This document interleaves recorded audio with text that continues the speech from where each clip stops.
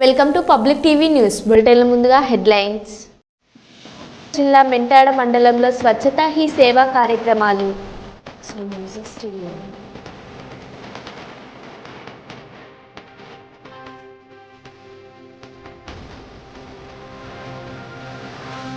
తెలంగాణ తల్లి చిత్రపటానికి పాలాభిషేకం చేసిన బీఆర్ఎస్ నాయకులు.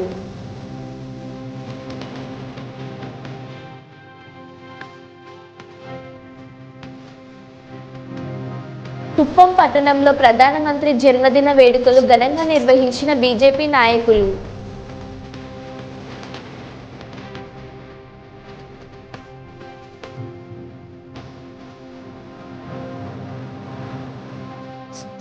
పేదోడికి మళ్లీ పట్టెడన్నం అన్నా క్యాంటీన్ను ప్రారంభించిన టీడీపీ రాష్ట్ర అధ్యక్షులు పల్లా శ్రీనివాసరావు.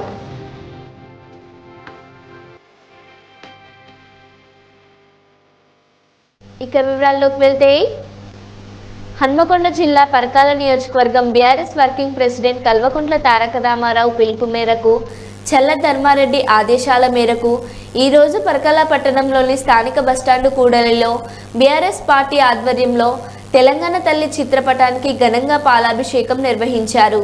ఈ కార్యక్రమంలో బీఆర్ఎస్ పార్టీ ప్రజా ప్రతినిధులు, సీనియర్ నాయకులు, కార్యకర్తలు, యూత్ నాయకులు, మహిళా నాయకులు, అనుబంధ సంఘాల తదితరులు పాల్గొన్నారు.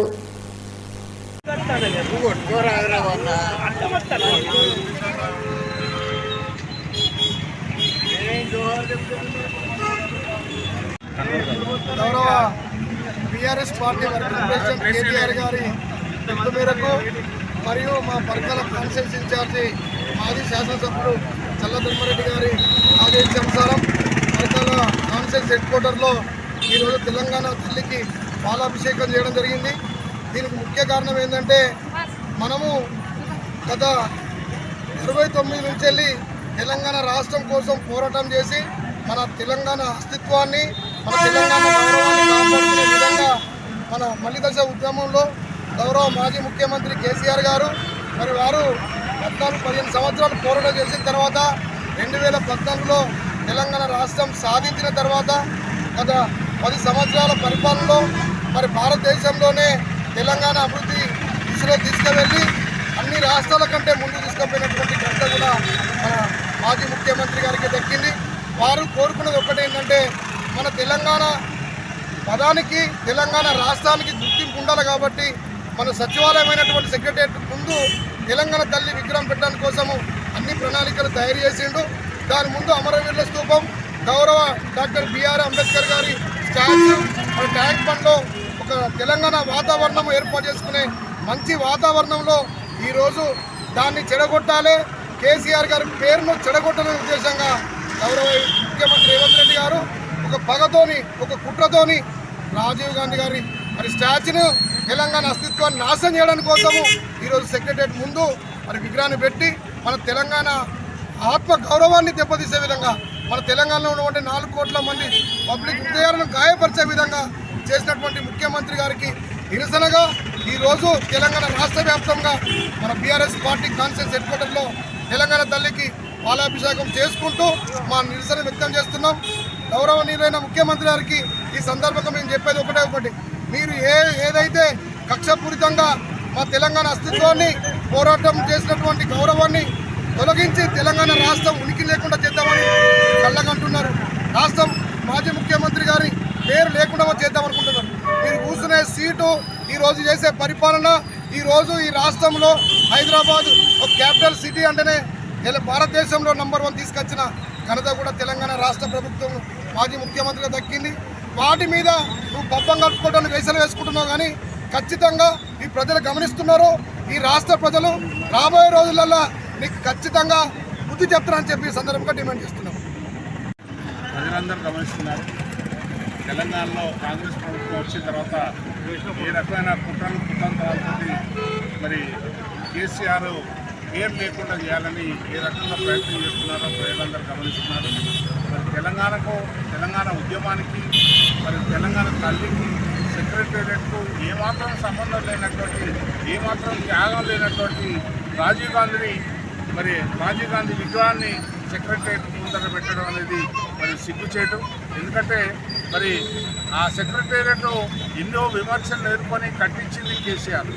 మరి దాని ముందు తెలంగాణ తల్లి విగ్రహం ఉండాలనే డిమాండ్ను పక్కబెట్టి ఇవాళ కావలసుకొని రాజీవ్ గాంధీ విగ్రహాన్ని తెచ్చిపెట్టడం అనేది హాస్యాస్పదంగా మారిందనే విషయాన్ని ఇక్కడ చెప్పక తప్పదు. మరి ఎందుకంటే అక్కడ మరి అంబేద్కర్ విగ్రహం ఒకవైపు ఉన్నది, మరి స్మృతి చిహ్నం ఒకవైపు ఉంది, ఒకవైపు బ్రహ్మాండంగా మరి తెలంగాణ సంస్కృతిని ప్రతిబింబించేటువంటి సచివాలయం మరొక వైపు ఉంది. మరి దాని ముందు రాజీవ్ గాంధీ విగ్రహం పెట్టాలని నిర్ణయం తీసుకోవడం ప్రభుత్వం చేసినటువంటి సిగ్గుచేటు పనని సందర్భంగా తెలియజేస్తున్నాం. మరి అందుకనే ఈరోజు మా రాష్ట్ర కార్యనిర్వాహక అధ్యక్షులు ఇచ్చిన పిలుపు మేరకు మేము ఇవాళ తెలంగాణ తల్లి విగ్రహానికి పాలాభిషేకం చేయడం అనేది జరిగింది. ప్రజలంతా కూడా ముక్త కంఠంతో దీన్ని వ్యతిరేకిస్తూ తెలంగాణ తల్లి ముద్దు రాజీవ్ గాంధీ విగ్రహం వద్దు అనే నినాదంతో మేము ఇవాళ ఈ కార్యక్రమం చేపట్టడం జరిగింది. మరి ఈ కార్యక్రమానికి కార్యకర్తలందరూ చేసినందుకు అందరికీ కూడా పేరు ధన్యవాదాలు తెలియజేస్తాను. దేశ ప్రధాని నరేంద్ర మోడీ 74వ జన్మదిన వేడుకలను కుప్పం పట్టణంలో నియోజకవర్గ బీజేపీ అసెంబ్లీ అధ్యక్షులు డాక్టర్ శివశంకర్ ఆధ్వర్యంలో ఘనంగా నిర్వహించారు.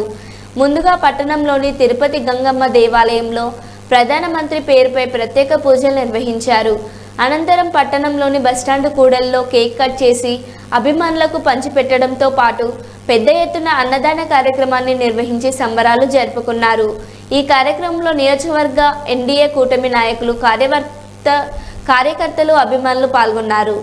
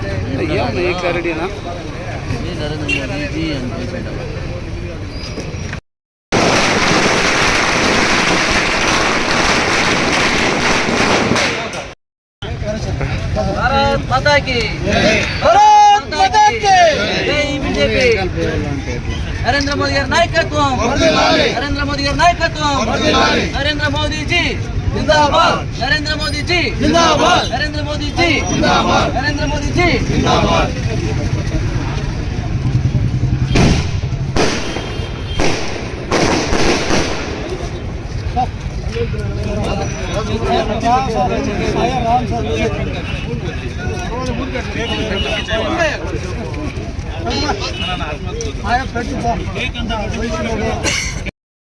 ఈరోజు చాలా సంతోషం. ప్రపంచంలోనే అతిపెద్ద ప్రజాస్వామ్య దేశం, జనాభాలో మొదటి స్థానంలో ఉన్నటువంటి ఈ సువిశాల భారతదేశానికి 3వసారి ప్రధానమంత్రిగా చాలా సమర్థవంతంగా పరిపాలన చేస్తున్నటువంటి గౌరవనీయులు, పెద్దలు, పూజ్యులు నరేంద్ర మోడీ గారి 74వ బర్త్డే అంటే నాకు వ్యక్తిగతంగా చాలా గుర్తు ఏమిటంటే, నాకంటే నరేంద్ర మోడీ గారు 1 సంవత్సరం పెద్ద ఆయన, మా గౌరవ ముఖ్యమంత్రి చంద్రబాబు నాయుడు కంటే 1 సంవత్సరం చిన్న ఆయన. సో మధ్యలో చాలా బ్రహ్మాండంగా ఈరోజు సూర్య చంద్రులాగా చంద్రబాబు నాయుడు గారు ఆంధ్రప్రదేశ్ రాష్ట్రానికి ముఖ్యమంత్రిగా, నరేంద్ర మోడీ గారు భారతదేశానికి ప్రధానమంత్రిగా, ఈ కాంబినేషన్లో భారతదేశం ప్రపంచంలోనే భారతదేశం 2047 అంటే భారతదేశానికి స్వాతంత్రం వచ్చిన 100 సంవత్సరాల్లో ప్రపంచ దేశాల్లో 3వ అతిపెద్ద శక్తివంతమైన దేశంగా ఎదగాలని ఇద్దరు అభిప్రాయము, ఇద్దరు యొక్క ఆలోచన మనందరి యొక్క బాధ్యతగా తీసుకుంటున్నాం. ఎందుకంటే భారతదేశానికి ఉన్నటువంటి వనరులు, అటు ప్రకృతి వనరులు కానీ. ఈరోజు మోడీ గారు పుట్టినరోజు సందర్భంగా మన ఎన్డీఏ తరఫున జనసేన నాయకులు అయితేనేమి, అదేవిధంగా బీజేపీ నాయకులు, తెలుగుదేశం నాయకులు అందరూ కలిసి ఎంతో గొప్పగా ఈ యొక్క జన్మదిన వేడుకలు జరుపుకుంటున్నాం. ముఖ్యంగా కుప్పం నియోజకవర్గానికి ఎన్డీఏ తరఫున అభివృద్ధిలో భాగంగా మన బీజేపీ నాయకులందరూ కూడా మోడీ గారిని కలిసి మనకు కావాల్సినటువంటి ఎన్నో అభివృద్ధి కార్యక్రమాలని మీ ద్వారా కూడా చేయిస్తే చాలా బాగుంటుందని, అదేవిధంగా చంద్రబాబు నాయుడు గారు ఆయన ఒక నిప్పు గాలి కలిస్తే ఏ విధంగా ఉంటుందో ఆ విధంగా కలిసి ఈ యొక్క అభివృద్ధి రాష్ట్రాన్ని దేశాన్ని చేయాలని కోరుతూ ఆయనకు జన్మదిన వేడుకలు తెలియజేస్తున్నాం. హన్మకొండ అదాలత్ కూడలిలోని అమరవీరుల స్తూపం వద్ద అమరవీరులకు రాష్ట్ర పర్యావరణ అటవీ దేవాదాయ శాఖ మంత్రి కొండ Surekha, mayor Gundu Sudharani, station Ghanpur MLA Kadiyam Srihari, Hanamkonda జిల్లా collector P Praveenya, Warangal police commissioner Ambar Kishore పూలమాలలు వేసి నివాళులర్పించారు.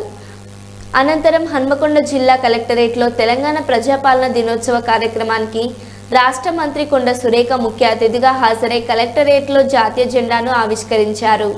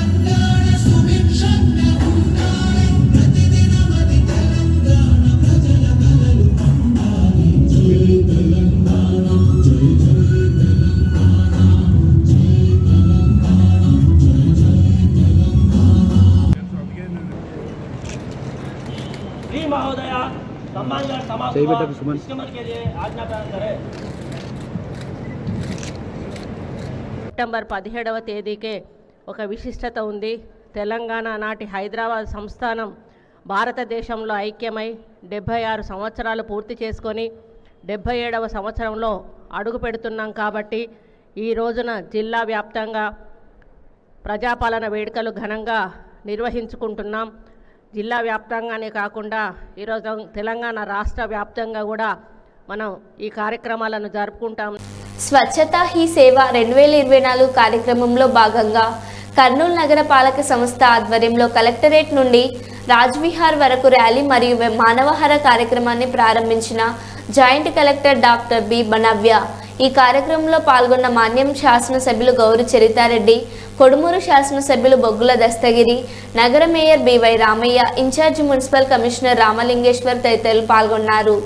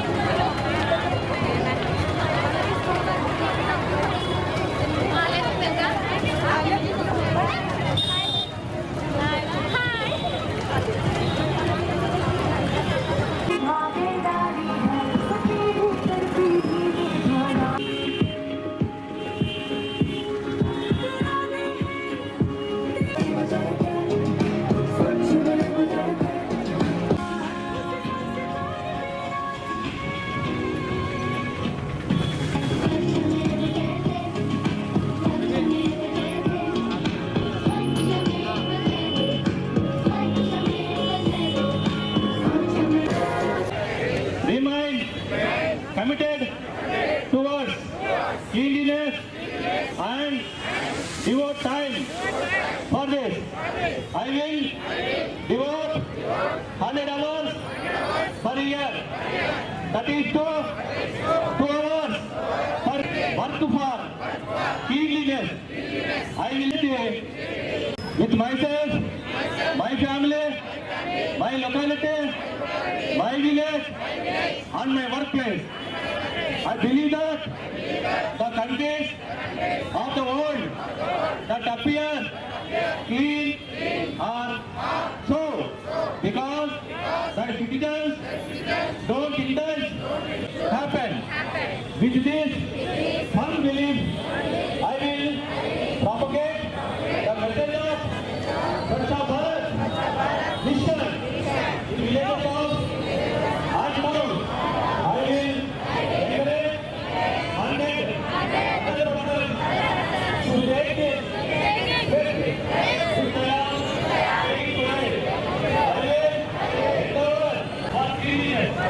భారత్ అనే కార్యక్రమాన్ని తీసుకొని వచ్చి గ్రామాల్లో అయితేనేమి నగరంలో అయితేనేమి బాగా క్లీనింగ్కి ఎక్కువ ఇంపార్టెన్స్ ఇవ్వడం జరుగుతుంది.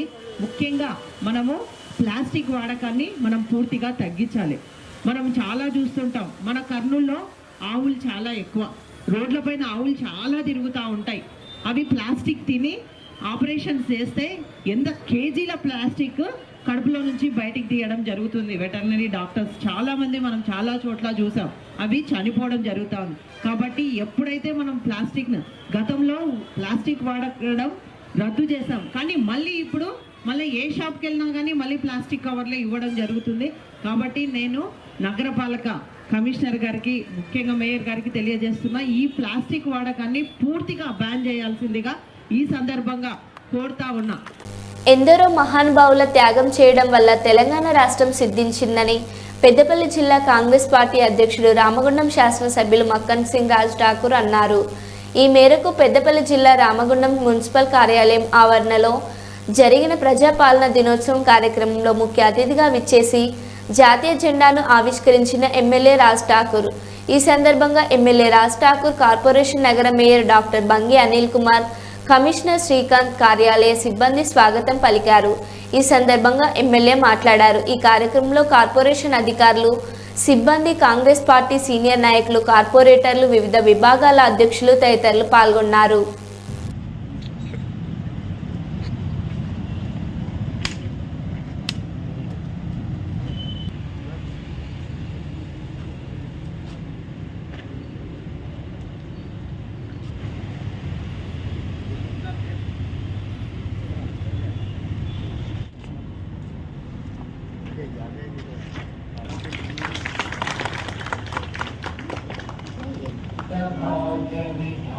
गुजरात मराठा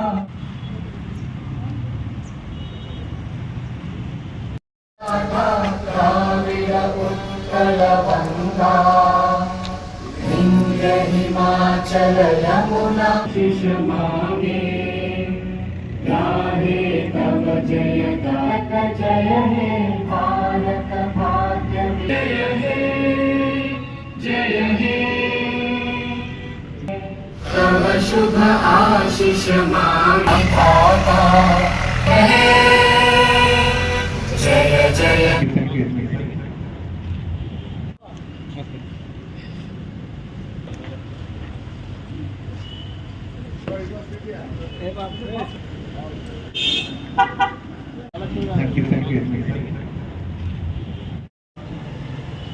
రామగుండం మున్సిపల్ కార్పొరేషన్ నగర మేయర్ శ్రీ బంగి అనిల్ కుమార్ గారి యొక్క నాయకత్వంలో అధికారులు కార్పొరేటర్లు అందరూ కలిసి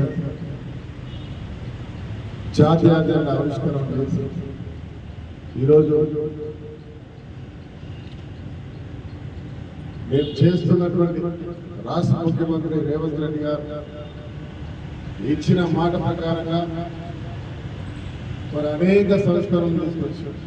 గత 10 సంవత్సరాలు గడిల పాలన తెలంగాణ బానిసలుగా ఈ రాష్ట్ర ప్రజలు అనేక సమస్యలు ఎదుర్కొన్నారు. తెలంగాణ పోరాటంలో ముఖ్యంగా రామగుండం ఒగ్గుగని కార్మికులు కానీ మరి ఇతర ప్రభుత్వ రంగ సంస్థలకు సంబంధించిన ఉద్యోగులు, ఉపాధ్యాయులు, మున్సిపల్ కార్పొరేషన్ సిబ్బందితో పాటు ప్రతి ఒక్కరూ కూడా ప్రాణాలకు తగ్గించి పోరాటం చేసి ఇలా ఎందరో బలిదానాలు ఇస్తే సోనియా గాంధీ గారు మనందరి మనోభావాలను గౌరవించి తెలంగాణ ఇచ్చిన తర్వాత ఎప్పుడో పూర్వం ప్రజాకాలం, దాని తర్వాత దొరల పాలన, మరి వారిని తరుపుకోవడానికి అనేక మంది ఆసులు బాసిన చరిత్ర మన తెలంగాణ. రజాకాలం తరుపుకోవడం ఇలా చాచా నెహ్రూ ప్రధానమంత్రిగా, సర్దార్ వల్లభాయ్ పటేల్ ఈ రాష్ట్రంలో నిజాం పరిపాలన అణచివేసి ఇలా స్వతంత్రం మనకు అప్పచెప్తే దాని తర్వాత దొరల పాలన నడిచింది. ఆ దొరలను తరుపుకొట్టడానికి అనేక మంది ఉద్యమాలు చేశారు. పీపుల్స్ వార్ కావచ్చు, ప్రజా సంబంధించిన ప్రజల పోరాటం చేసిన నాయకులు కావచ్చు, అనేక మంది ఆస్తులు వాస్తే మరి ఇప్పటివరకు తెలిసిన చరిత్ర తెలుసు. ఇవన్నీ పెట్టిన తర్వాత స్వతంత్రం వచ్చిన తర్వాత మంచి జరుగుతున్న తరుణంలో తెలంగాణ వస్తే ఏదో సాధిస్తాం, మన పిల్లల భవిష్యత్తు బంగారు భవిష్యత్తు అయిందనుకుంటే మరొక్కసారి గరిల పాలనకు మన చేతులారా మనం పెట్టినట్టు ఈ రాష్ట్రాన్ని 10 సంవత్సరాలు దొరలు పరిపాలన చేసి దోచుకొని లక్షల కోట్లు అప్పు చేసి ఈ రాష్ట్రాన్ని ముప్పు తిప్పుల పెట్టిన చరిత్ర మొన్న చూసాం. భారత communist party Marxist Jayashankar Bhupalpally జిల్లా కమిటీ ఆధ్వర్యంలో తెలంగాణ రైతాంగ సాయుధ పోరాట వారోత్సవాలలో భాగంగా సెప్టెంబర్ 17 ముగింపు సందర్భంగా జిల్లా కేంద్రంలో భారీ ర్యాలీ తీసి అనంతరం జరిగిన సభకు పార్టీ జిల్లా నాయకుడు వి రాజయ్య అధ్యక్షత వహించగా పార్టీ జిల్లా కార్యదర్శి బంధు సాయిలు ముఖ్య అతిథిగా పాల్గొని మాట్లాడారు.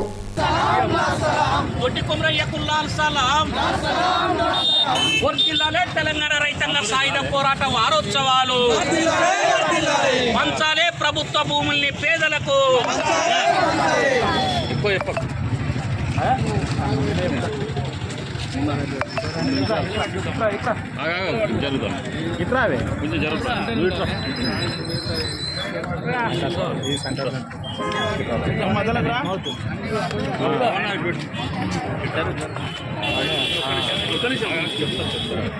కింద పెట్టా దాన్ని కదా పెట్టుకో, పిన్ డెస్క్ ఫోటో మరి 20,000 రూపాయలు రవాణా ఫీల్ అవుతుంది. రెడీ అన్న చెప్పండి. స్టార్ట్.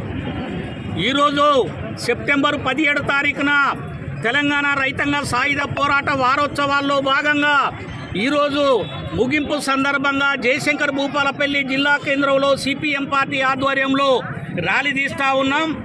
ఇది విమోచన దినోత్సవం కాదు, ఇది విమోచన దినోత్సవం కూడా కాదు, ఇది విలీనమైనటువంటి రోజుగా ఎర్రజెండా పార్టీలు సిపిఎం పార్టీ భావిస్తూ ఉంది. జూలై 4 తారీఖు 1946లో దొడ్డి కొమరయ్య మొదటి అమరవీరుడైనటువంటి రోజు. అదేవిధంగా సెప్టెంబర్ 10 తారీఖున ఇసునూరు దేశముకు వ్యతిరేకంగా పంట భూముల్ని కాపాడుకోవాలని పోరాటం చేసి నేల కొరిగినటువంటి సాకలి ఐలమ్మ అమరత్వం మన కన్న ముందు కనపడ్డటువంటి పరిస్థితి ఉంది. ఎర్రజెండా పార్టీల ఆధ్వర్యంలో ఆంధ్ర మహాసభ నాయకత్వంలో 1946 నుంచి 1951 వరకు తెలంగాణ రైతాంగ సాయుధ పోరాటం సాగింది. 1947లో ఆగస్టు 15వ తారీఖున దేశానికి స్వతంత్రం వస్తే 1948 దాకా తెలంగాణ ప్రాంతానికి స్వతంత్రం రాలేదు. ఇది నిజాం దేశముకు పాలనలో ఉంది.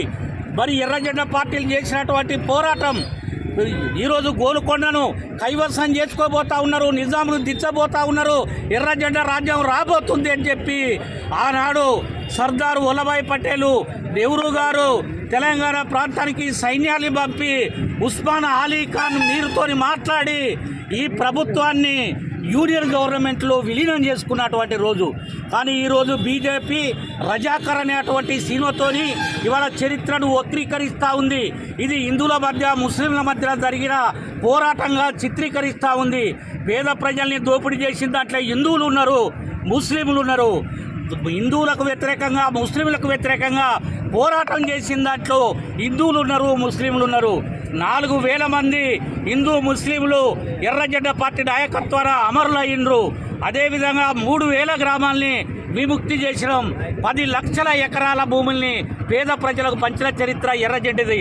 కాబట్టి ఈ నేపథ్యంలో ప్రభుత్వాన్ని కోరుతా ఉన్నాం, తెలంగాణ రైతాంగ సాయుధ పోరాటాన్ని అధికారికంగా జరపాలని చెప్పి పేద ప్రజలందరికీ భూములు పంచాలని, ఇంటి స్థలం లేని వాళ్ళందరికీ ఇల్లు జాగాలు ఇవ్వాలని, గుడిసెలేసుకున్న పేదలందరికీ ఇంటి పట్టాలు ఇవ్వాలని సిపిఎం పార్టీ ఆధ్వర్యంలో మేము డిమాండ్ చేస్తూ ఉన్నాం. లేని పక్షంలో పెద్ద ఎత్తున ఆందోళన పోరాటాలు సవిచూడాల్సి వస్తుందని. మరో బులెటిన్లో మళ్ళీ కలుద్దాం. Stay tune.